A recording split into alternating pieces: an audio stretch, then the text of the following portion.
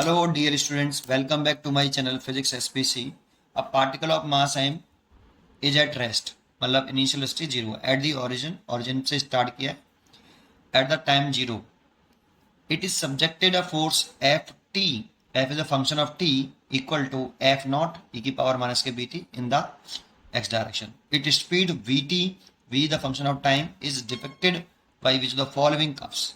ये चार ग्राफ दे रखे हैं, कौन सा इसमें से करेक्ट ग्राफ है ये पूछ रहा है.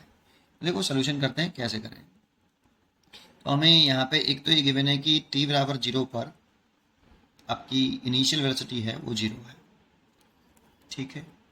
अब हमें एक ये गिवन है कि f is the function of time is equal to F naught e की पावर माइनस के बी टी, और हमें स्पीड टाइम ग्राफ बनाना है. तो मतलब इस फोर्स टाइम ग्राफ इक्वेशन को हमें स्पीड टाइम इक्वेशन में कन्वर्ट करना है. कैसे कर सकते हैं? तो फोर्स इज इक्वल टू लिख सकते हैं मास इनटू एक्सेलरेशन, और acceleration as a function of time ही रहेगा, इसीलिए मैं सीधा लिख लेता हूँ ऐसे ही एफ नॉट ई की पावर माइनस के बी टी. एम को इसके नीचे ले आए तो acceleration is equal to F naught divide by m e की पावर माइनस के बी टी. अब देखो जो एक्सेलरेशन है वो टाइम के साथ वेरिएबल है, क्योंकि acceleration is the function of time. तो ये कांस्टेंट एक्सेलरेशन नहीं है, this is a variable acceleration. इसीलिए इसमें मोशन की तीन इक्वेशन नहीं लगा सकते हम. मोशन की कोई सी भी इक्वेशन यूज नहीं कर सकते. वीरा u plus a t, motion की जो थ्री इक्वेशन है उनमें से कोई सी भी यूज नहीं कर सकते, बिकॉज वो इक्वेशन यूज की जाती हैं जब एक्सेलरेशन कांस्टेंट होता है. लेकिन यहाँ पे एक्सेलरेशन वेरिएबल है. तो फिर क्या करना चाहिए? स्पीड कैसे लेके आए फिर? तो acceleration is equal to d v over d t. Acceleration is equal to d v over d t, और हमें velocity is the function of time निकालना है, इसीलिए एक्सेलरेशन की जगह पे हम d v over d t put कर लेते हैं बराबर एफ नॉट एम ई की पावर माइनस के बी टी. डी टी का इधर मल्टीप्लाई कर लेते हैं तो डी वी इक्वल टू आ जाएगा एफ नॉट एम ई की पावर माइनस के B t into d t. अगर हमें स्पीड निकालना है तो इसको हमें इंटीग्रेशन करना पड़ेगा बोथ साइड. इंटीग्रेशन कर देते हैं, integration of both side, integration of both side. तो integration d v equal to F naught m constant term है, इंटीग्रेशन ई की पावर माइनस के बी टी डी टी. अब देखो यहाँ टी के रेस्पेक्ट में इंटीग्रेशन हो रहा है और यहाँ स्पीड के रेस्पेक्ट में, तो यहाँ लिमिट टी की आएंगी. तो स्टार्ट हम यहाँ पे इस ग्राफ में देखें तो स्टार्ट वैसे भी क्वेश्चन में भी गिवन है टी बराबर जीरो से स्टार्ट किया है, इसलिए टी बराबर जीरो पर स्पीड कितनी है? जीरो है. टी बराबर जीरो पे यहाँ पे स्पीड की लिमिट लिखेंगे, यहाँ टाइम की. यहाँ पर टी बराबर जब जीरो था तो स्पीड भी जीरो थी. जब टी बराबर टी सेकेंड हो जाए तो स्पीड कितनी हो जाएगी? वो लेट कर ली वी. अब इसको इंटीग्रेट करना है बोथ साइड, तो नेक्स्ट पेज पर करते हैं. अगले नेक्स्ट पेज पर अगर हम आ जाएं, एक सेकेंड है ना, इसको ऐसे देख लें. तो देखो इसको इंटीग्रेट करना है तो डी वी का इंटीग्रेशन वी हो गया, और लिमिट भी पुट कर देंगे तो वी माइनस के जीरो हो जाएगा equal to minus F naught upon m. अब हमें इसका इंटीग्रेशन करना है, तो देखो इंटीग्रेशन के बारे में यहाँ पे लिख देता हूँ. इसको इंटीग्रेशन आता है बहुत बढ़िया बात है, नहीं आता वो देख लें. डी टी, ये इसको इंटीग्रेट करना है तो ई की पावर माइनस के बी टी का इंटीग्रेशन माइनस के बी टी. लेकिन इसमें हमें लेट करना पड़ेगा माइनस के बी टी को. क्या जैसे इसको अगर हम पहले मैं आपको बता दूं, इस इंटीग्रेशन ई की पावर माइनस के बी टी डी टी है, तो इसमें हमें पहले लेट करना पड़ेगा कि जैसे माइनस के बी टी को मैंने कितना मान लिया? एक्स.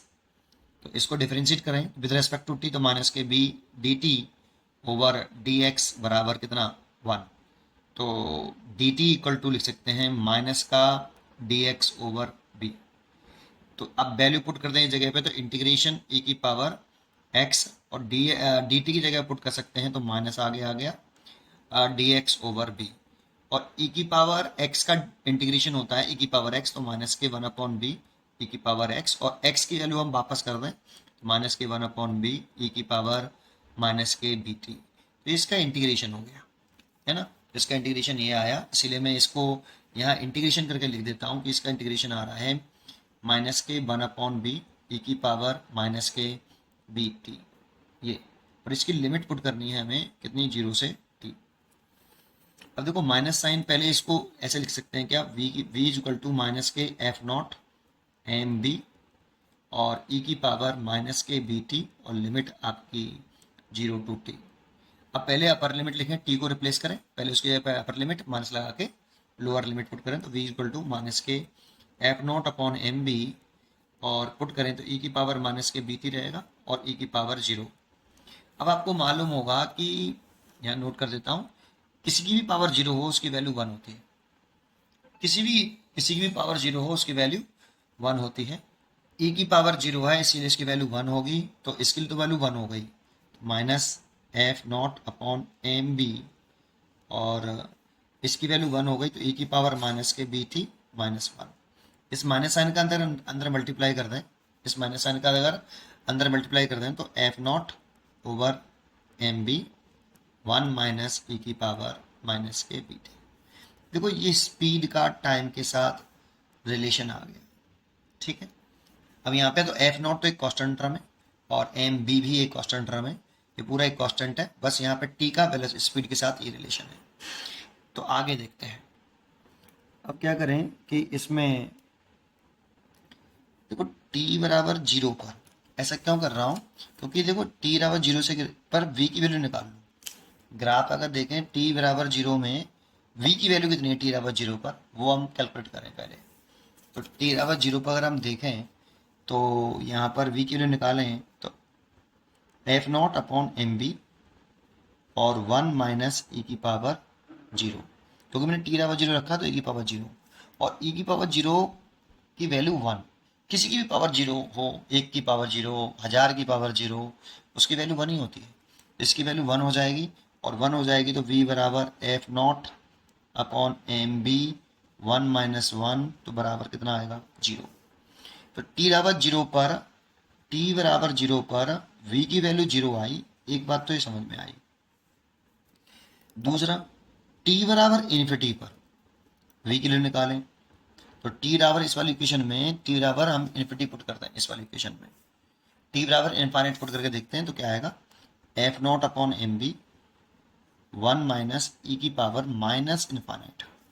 ऐसे t बराबर इन्फिनिटी पुट करेंगे तो e की पावर माइनस इन्फिनिटी हो जाएगा। अब e की पावर माइनस इन्फिनिटी की वैल्यू कितनी होती है वो पता होना चाहिए। देखो e की पावर इन्फिनिटी की जो वैल्यू होती है वो इनफाइनाइट होती है।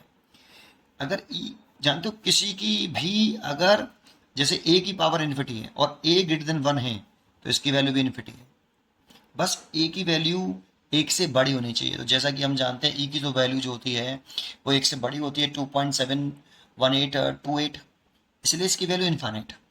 बट यहाँ पर हमें e की पावर माइनस की इन्फिनिटी है, तो e की पावर माइनस की इन्फिनिटी की वैल्यू निकालें तो 1 अपॉन ई की पावर इन्फिनिटी, और e की पावर इन्फिनिटी की वैल्यू है इन्फिनिटी, और इन्फिनिटी को अगर हम डिवाइड करते हैं किसी में तो e की पावर 0 आता है। क्यों, जैसे कि 0 बाई 1 तो 0 होता है, और 1 बाई 0 इन्फिनिटी होता है। तो अगर हम यहाँ पे 1 अपॉन इन्फिनिटी लिखें तो 1 अपॉन 1 बाई 0 लिखना पड़ेगा, तो 0 ऊपर पहुंचेगा तो 0 इंटू 1 बटे 1, तो 0 0 आएगा। इसीलिए 1 अपॉन इन्फिनिटी की वैल्यू कितनी होती है 0, तो इसकी वैल्यू 0 होगी, और e की पावर इन्फिनिटी की वैल्यू इन्फिनिटी होगी। तो इसीलिए इसकी वैल्यू हम 0 लिखें तो v is equal to F naught upon M B और 1 माइनस इसकी वैल्यू 0, तो इसीलिए v is equal to F naught upon M B, है ना। तो t बराबर इनफाइनाइट पर v की वैल्यू इतनी होगी। अब सोचो अगर मैं ग्राफ बनाऊं यहाँ पर t और ये velocity as a function of time, तो देखो मैंने मान लिया कि इस जगह पर v की जो वैल्यू है वो F naught upon M B है।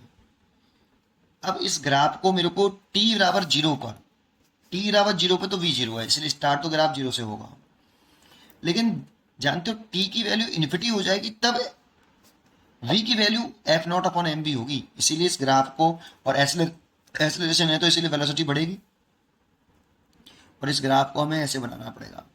यहाँ इसे मिला नहीं सकते, पैरेलल का मतलब है अगर इसे मिला देते हैं हम ग्राफ को, जैसे अगर मैं आपको ये कहूँ कि ग्राफ को अगर हम क्या करते हैं कि ये आपका F naught upon M B है, और मैंने ये कहा कि इस पूरी लाइन पर जो है वैल्यू वेलोसिटी की इतनी होगी, अगर मैं इस ग्राफ को आगे चल के यहाँ मिला देता हूँ ऐसे, तो मिलाने का मतलब है कि यहाँ पर t डज नॉट इनफाइनाइट, और टी इन्फिनिट नहीं और वी की वैल्यू कितनी हो गई, F naught upon M B, जबकि ऐसा केस हमारे में है नहीं।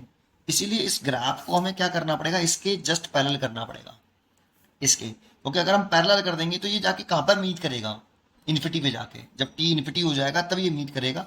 तो वी की value F on M B हो जाएगी, F naught upon M B. इसको पैरेलल करना है क्योंकि टी इनफाइनाइट पर जाके इतनी वेलोसिटी वो गेन कर पाएगा, जब और किसी फाइनाइट टी के लिए इतनी वेलोसिटी नहीं आएगी, इसीलिए इसको पैरेलल करना पड़ेगा। इसीलिए मेरे हिसाब से इसकी जो चॉइस होनी चाहिए वो आपकी, देखो इससे बी और सी में एक जैसा लग रहा है, लेकिन यहाँ F naught upon b into t है, जो कि ये नहीं है, F naught upon M B है, वी की जो वैल्यू है F naught upon M B है। इसीलिए आपकी C choice is a correct choice, C choice is a correct choice. पढ़ते रहिए और खुश रहिए। ये दोनों नहीं, क्यों नहीं समझ में आता होगा, क्योंकि यहाँ पे एक फाइनाइट टाइम के लिए, एक फाइनाइट टाइम के लिए आपका इसकी वैल्यू जो है, वेलोसिटी की value F naught upon M B कर दी है, इसलिए नॉट पॉसिबल। ऐसी एक फाइनाइट वैल्यू के लिए ये कर दिया है, इसलिए नहीं, है ना। ये इसलिए ये दोनों वैल्यू डायग्राम पॉसिबल नहीं है। और ये वाला में क्यों पॉसिबल नहीं है, क्योंकि यहाँ पर ये वैल्यू बदल दी है, हमारी तो वैल्यू आ रही है F naught upon M B, जब टी इनफाइनाइट है तब। इसीलिए सी चॉइस ही करेक्ट चॉइस होगी। पढ़ते रहिए और खुश रहिए। Thank you.